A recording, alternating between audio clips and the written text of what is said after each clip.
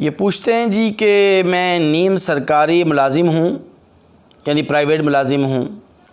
مجھے خطرہ ہے کہ کہیں حج پر جانے کی وجہ سے ملازمت سے برطرف نہ کر دیا جاؤں، اور ساتھ یہ بھی بتلا دیں کہ اگر کوئی شخص سرکاری ملازم تو ہو لیکن وہ غیر مستقل ملازم ہو اور اس کے ساتھ بھی یہی صورتحال پیش آ جائے تو اسے کیا کرنا چاہیے؟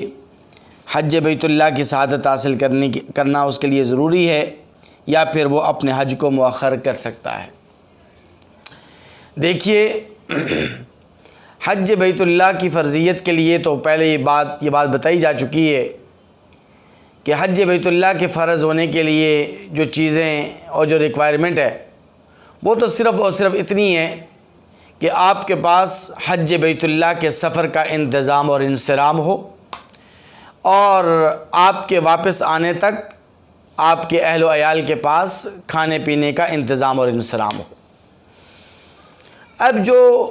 بات سوال کے اندر پوچھی گئی ہے تو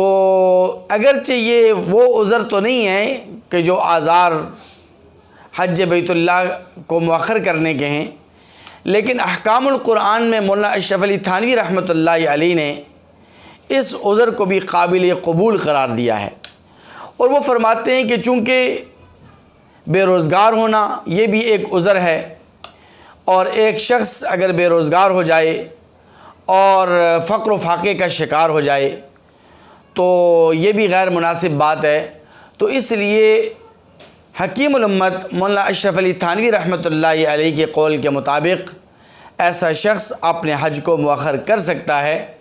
لیکن اگر اس سرکاری یا نیم سرکاری ادارے کی طرف سے یا پرائیویٹ کمپنی کی طرف سے اس کو سالانہ اتنی تعطیلات اور اتنی چھٹیاں ملتی ہوں کہ جس میں وہ حج بیت اللہ کی سعادت حاصل کر سکتا ہے، اور جا سکتا ہے،